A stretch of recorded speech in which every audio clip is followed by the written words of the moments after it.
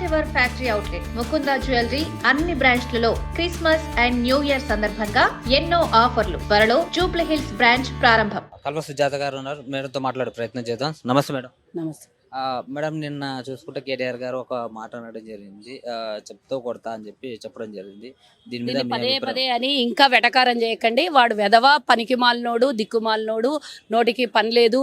వాడు గతంలో మంత్రిగా ఉండేనా లేకపోతే ఇంకేమన్నా చేస్తుండేనా ఇక నేను అనలేను. ఎవరితో పోల్చినా కూడా కుక్కకి చాలా ఎక్కువే. కానీ నేనేమంటున్నా అంటే ఆ పనికిమాలిన వాళ్ళ గురించి ఎంత తక్కువ మాట్లాడితే అంత మంచిది. కానీ రేవంత్ రెడ్డిని చెప్పుతూనే కొడతానే ముందు మేము వస్తాను రారా, ఎంత దమ్మున్నది రా, ఎవరిని కొడతావు, ఎంతమందిని కొడతావు, లైన్గా నిలబడతాం, కొట్టు, తర్వాత రేవంత్ అన్న దగ్గర పోదు. కానీ రేవంత్ అన్న దగ్గర పోనికి చాలా అందుకోలేవు. రేవంత్ అన్న ఆకాశంలో ఉన్నాడు, నువ్వు బాతాళంలో ఉన్నావు. నిన్ను ఆల్రెడీ తొక్కి పడేసినందుకే నీకు వచ్చినటువంటి రోషం. కాబట్టి రేవంత్ రెడ్డి గారి అనేటంత అర్హత నీకు లేదు. రేవంత్ రెడ్డి కాలి గోటికి కూడా పనికిరావు. నువ్వు దొడ్డిదారిన వచ్చి ఎమ్మెల్యేవైనావు, దొడ్డిదారిన వచ్చి మంత్రి అయినావు. మీ అయ్యని అడ్డం పెట్టుకొని బతికినోని మా అయ్య మునగాడు మొగోడు అని చెప్తున్నావు. కానీ నీలాగా ఎవరినో అడ్డం పెట్టుకొని రేవంత్ రెడ్డి ఎలగలేదు. కింద స్థాయి నుంచే ఆయన ఎన్నడూ కూడా నేను 100 కోట్లు ఉన్నాను పుట్టినా అని చెప్పలేదు, 100 కోట్లు నా దగ్గర ఉన్నాయని చెప్పలేదు. సామాన్య రైతు కుటుంబంలో పుట్టినా, నేను సామాన్యునిగానే ఎదిగినా, అంచెలంచెలుగా ఎదిగిన, ఇండిపెండెంట్గా వచ్చిన, ఈరోజు జెడ్పీటీసీ నుంచి, ఎమ్మెల్సీ నుంచి, ఎమ్మెల్యే నుంచి, వర్కింగ్ ప్రెసిడెంట్ నుంచి, ఎంపీ నుంచి, కాంగ్రెస్ పార్టీ అధ్యక్షుడి నుంచి ముఖ్యమంత్రి అయినా ఇన్ని స్థాయిలో అంచెలంచెలుగా చేసి ఎదిగిండు. విత్ ఇన్ షార్ట్ టర్మ్లో అంత పెద్ద లీడర్ రేవంత్ రెడ్డి.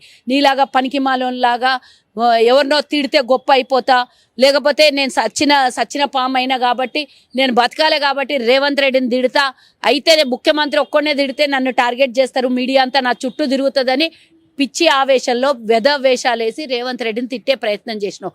కానీ ఈరోజు ఇంత క్యాడర్ ఉన్నది, నిన్ను అటాక్ చేయాలంటే 5 నిమిషాలు కాదు. కానీ మాకు నేర్పించినటువంటి సంస్కారం అడ్డం వస్తుంది కాబట్టి ఈ మాత్రం తిట్లతోనే బతుకుతున్నావు. లేకపోతే నీ ఇంటికి వచ్చి అందరు చెప్పులతో కొడితే కుక్క సాగు వస్తుంటివి. కానీ ఇంకా నిన్ను అప్పుడే చంపొద్దు, కొట్టి చంపాలి నిన్ను. మెల్లమెల్లగా రకరకాలుగా రాజకీయంగానే నిన్ను చంపాలి. కాబట్టి ఏదో రోడ్ల పోతుంటే నువ్వు అన్నట్ల నాకు ఎదురొస్తే చెప్పుతోని కొడతాను కాదు. నిన్ను కొట్టాలంటే 5 నిమిషాలు కాదు, నిన్ను పాతాళం దొక్కేయాలంటే 5 సెకండ్లు పని కూడా కాదు. తలుచుకుంటే కాంగ్రెస్ క్యాడర్ తలుచుకుంటే బిడ్డ ఒక ముఖ్యమంత్రిని ఇష్టం వచ్చినట్లా మాట్లాడుతున్నావు. గతంలో మీ నాయన నేర్పించినే రేవంత్ రెడ్డి ఈరోజు దానికి ఆన్సర్ ఇచ్చిండు. వారం 10 రోజుల కింద రేవంత్ రెడ్డిని అనవసరంగా కెలికినావు. నువ్వు మొగోనివైతేరా, మాటకు ముందు మొగోనివైతేరా అని అంటే ఎందుకు మాట్లాడతావు? ఇక నేను అనొద్దు, ఒక ఆడపిల్లనున్నా నేను వేరే మాటలు కూడా అనొచ్చు, కానీ నేను అనదలుచుకోలేదు. కానీ పనికిమాలిన మాటలు మాట్లాడి కనీసం గింతనన్నా ఏనన్నా నీ గురించి ఉంటే అది కూడా ఉంచుకోవాలని నువ్వు అనుకుంటలేవు. అది కూడా పూర్తిగా నాశనం చేసి రొచ్చులో వేసుకున్నావు నీ బతుకుని. ఆ రొచ్చుకి ఎక్కువ రోజులు ఉండదు, ఈ తిట్లతో ఎక్కువ రోజులు బతకలేవు. పూర్తిగా దగ్గరకు వచ్చింది నీ కాలం కాబట్టి రేవంత్ రెడ్డి జోలికి వస్తున్నావు. అనవసరంగా రేవంత్ రెడ్డికి కెలుకుతున్నావు. బిడ్డ ఖబర్దార్. రేవంత్ రెడ్డి స్టేజీల మీద చెప్పిండు, తర్వాత ఇక నీ సంగతి ఏందో ప్రజలు చూసుకుంటారు. ఇప్పుడు నీకు ప్రతిసారి ఎన్నికలలో ఓడిపోయినప్పుడల్లా ఇట్లాంటి ఫ్రస్ట్రేషన్ వస్తుంది. అసెంబ్లీ ఎన్నికలు అయిపోగానే వారం రోజులలో ప్రభుత్వం పడిపోతుందని పిచ్చి కూతలు కూర్చున్నావు. దాని తర్వాత బై ఎలక్షన్లు వస్తే సికింద్రాబాద్లో మేము గెలిచినాం, దాని తర్వాత పిచ్చి కూతలు కూర్చున్నావు. పార్లమెంట్ ఎన్నికలలో పోగానే 6 నెలల్లో ప్రభుత్వం పడిపోతుంది అన్నావు. దాని తర్వాత ఎమ్మెల్సీ ఎన్నికలకు అస్సలు కనీసం క్యాండిడేట్ దిక్కు లేకపోతే ఇంకొక 1 ఏడాది లోపలనే ప్రభుత్వం పడిపోతుంది అన్నావు. దాని తర్వాత జూబ్లీహిల్స్ ఎన్నికలు వచ్చినాయి, పిచ్చి కూతలు కూర్చున్నావు. కాంగ్రెస్ పార్టీని ప్రజలు తిరగనియ్యరు, జూబ్లీహిల్స్కి రానియ్యరు, ఏం ముఖం పెట్టుకొని అడుగుతారు.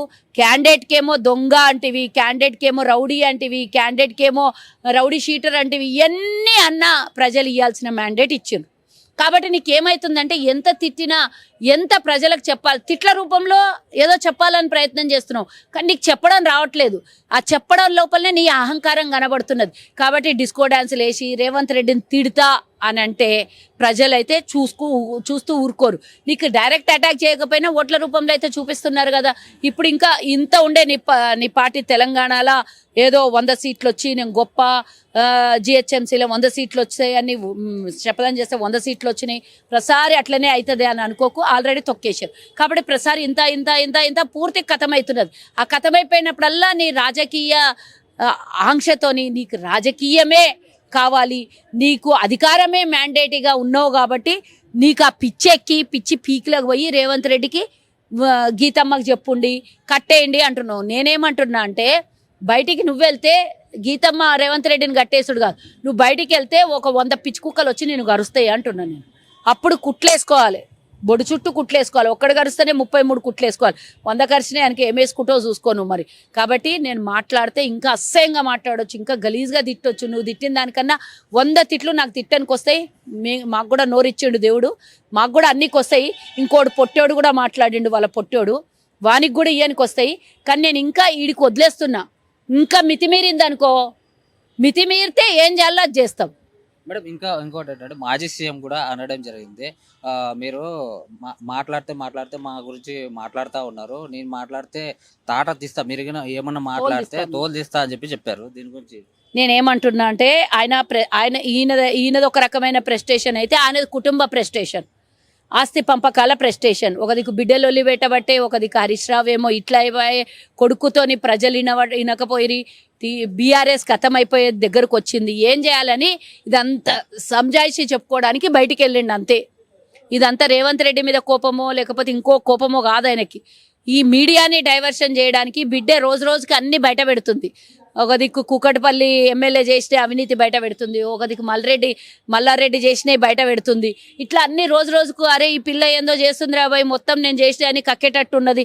మొన్నటిదాకా సంతోష్ రావు హరీష్ రావు మీదనే అయిపోయింది, తర్వాత కేటీఆర్ నా మీదకి వచ్చింది, తర్వాత ఎమ్మెల్యేల మీదకి వచ్చింది. ఇక అన్ని మొత్తం మా బండారం అంతా బయట పెట్టగలదు, మా చిట్టా ఇప్పగలదు అని మీడియా డైవర్షన్ కోసం సడన్గా డైవర్షన్ తీసుకొని తండ్రి బయటికి వెళ్ళిండు. తండ్రి అన్న మాటలకు రేవంత్ రెడ్డి గారు ఆన్సర్ చెప్పిండ్రు, దాని మీద కుక్కలు వదిలినట్లు వరుతున్నారు అంతే. మేడం ఇంకోటి ఏంటంటే ఏదైతే జలాలు ఉన్నాయో ఇప్పుడు పాలమూరు సంబంధించిన విషయానికి వస్తే అదే కదా మేము సవాల్ ఇసిరినాము, నీకు దమ్ముంటే రా అసెంబ్లీలో చర్చలు చేద్దాం, మేము లెక్కలు తీసుకొని వస్తాం, నిజాలు వాస్తవాలని తీసుకొని వస్తాము, ఇద్దరం చర్చ చేసుకుందాం రా అంటే ఆయన ప్రెస్ మీట్ పెట్టి గాయబైపోతాడు, ఈడు పిచ్చి కుక్కలాగా ఒళ్ళరి గాయబైపోతాడు. అస్సలు సంగతి అసెంబ్లీలో మాట్లాడానికి ఎవడు దిక్కుంటాడు, ఆడికొచ్చి మాట్లాడదాము అని అంటే వేరే సబ్జెక్ట్ తీసుకుంటారు. రేవంత్ రెడ్డి గారు డైరెక్ట్ సవాల్ ఇసిరిండ్రుగా, మేము ఆధారాలతో సహా తీసుకొని వస్తాం, దమ్ముంటే చర్చకు సిద్ధమా, ఎన్ని రోజులైనా రెడీగా ఉంటాం, మీరు ఒక లేఖ రాయండి, ప్రత్యేక సమావేశాలు పెడదాము అన్నారు. ఎన్ని రోజుల నుంచి చెప్తున్నారు, ఎందుకు దానికి అంగీకారం లేదు? మీరు దొంగ పనులు చేయలేదు, మీరు తప్పు చేయలేదు, మా నీళ్ళని ఆంధ్రప్రదేశ్కి అంటగట్టలేదు. జగన్మోహన్ రెడ్డి స్వయాన అసెంబ్లీలో చెప్తే కూడా అది అబద్ధమే. ఇవన్నీ అబద్ధాలే అయినాయి, పర్వాలేదు, ఒక నిమిషం కోసం అబద్ధాలే అనుకుందాం. శాసనం ద్వారా ఎన్నికైన శాసనసభ్యులు అందరూ కూడా అసెంబ్లీలో ఉంటారు. అసెంబ్లీలోకి వచ్చి మనం అక్కడ ప్రమాణం చేసినాము, బాధ్యతను తీసుకున్నాము, అక్కడ వచ్చి నిజాలు మాట్లాడుకుందాం కదా. నువ్వు ప్రెస్ మీట్ పెడితే రేవంత్ రెడ్డి ప్రెస్ మీట్ పెట్టి ఆన్సర్ చెప్పాలనా? ఎదురు బదురు ఉంటే నువ్వేం చేసినావో చెప్పు, దానికి జవాబు మేము చెప్తాం కదా. అది దమ్ములేనోడు ఈయన ప్రెస్ మీట్ పెట్టి పోతాడు, పిచ్చి కుక్కలాగా ఒలురుకుంటాడు. ఎవరికి ఆన్సర్ చెప్పాలి? ఈ పిచ్చోళ్ళకి ఆన్సర్ చెప్పాలన్నా, ఫామ్ హౌస్కి ఆన్సర్ చెప్పాలన్నా? అందుకనే వాళ్ళు ఇట్లా ఒలురుకుంటే రేపు పొద్దున అసెంబ్లీకి మా నాయనకు తిట్టిండు కాబట్టి మా నాయన రాలేదు అని చెప్పుకోవడానికి ఇంకేమున్నదాడా? మనకు అర్థం కాని చరిత్ర ఏమున్నది? ప్రతిసారి జరిగేదే ఇది. పులి వస్తున్నది బయటికి, సింహం వస్తున్నది, పులి వస్తుంది, బోన్లకేలు వస్తున్నది అని చెప్తారు. మళ్ళీ ఆయన సలిమంటలు కాపుకొని బయటికి వస్తాడు, మళ్ళీ చలి తగ్గంగానే ఫామ్ హౌస్లో పోయి పండుకుంటాడు. ఏం చేద్దాం చెప్పు వాళ్ళతోని? ఇంకో 3 ఏళ్ళు అట్లనే గడపాలే, గడుపుదాం. ఫైనల్ గా చెప్పండి. అయితే ఇంకో వ్యాఖ్య చేయడం జరిగింది, సిటీ అంటే బ్రోకర్ సిటీ అని చెప్పడం జరిగింది. బ్రోకర్ల మాటలే వస్తాయి. ఫ్యూచర్ సిటీ యువత కోసము, రేపు పొద్దున భవిష్యత్తు కోసం, ఇంకో 100 సంవత్సరాల కోసం RRR కొత్త సిటీని నిర్మించాలి. ప్రపంచంలోనే పోటీ నాది, దేశాలతో పోటీ, రాష్ట్రాలతో పోటీ కాదు. రేపు పొద్దున ఫ్యూచర్ గురించి ఆలోచన చేసి స్పోర్ట్స్ కానీ, ఎడ్యుకేషన్ కానీ, వైద్యం కానీ, ఉపాధి కానీ, ఇండ్లు లేని వాళ్ళకి ఇండ్లు కానీ ప్రతి ఒక్కటి కూడా సదుపాయం చేయాలి అని రేవంత్ రెడ్డి గారు 20 సంవత్సరాల తర్వాత ఎట్లా ఉండబోతుంది హైదరాబాద్ అని మనల్ని అందరికీ అన్ని మోటివేట్ చేసి ఆ కళను నిజం చేసుకోవాలి అని ఇంత పెద్ద డెసిషన్ తీసుకొని ముంగలకు వస్తే, రాష్ట్రాల్లో రూపాయి లేకుండా పెట్టుబడులు తెచ్చి నిజంగా మొగోడు అని అడుగుతున్నావు కదరా దిక్కుమాలినోడా. మా రేవంత్ రెడ్డి 5,75,000 కోట్ల రూపాయలని తెలంగాణకు పెట్టుబడి తెచ్చాడు. అది మొగోని లక్షణం. నువ్వు మరి విదేశాలకు నీ పైసలన్నీ దాచిపెట్టుకొని పోతున్నావు. ఏ ఒక్కంతో నన్ను వచ్చి తెలంగాణలో 10 ఏళ్ళ అధికారంలో ఉంటే రూపాయి పెట్టుబడి తెచ్చిండ్రా మీరు? మొగోడా అని అడిగినావు కదా, నేను ఈ సమాధానం చెప్తున్నా. దీనికి దమ్ముంటే ఆన్సర్ చెప్పమా నా పిచ్చోనికి.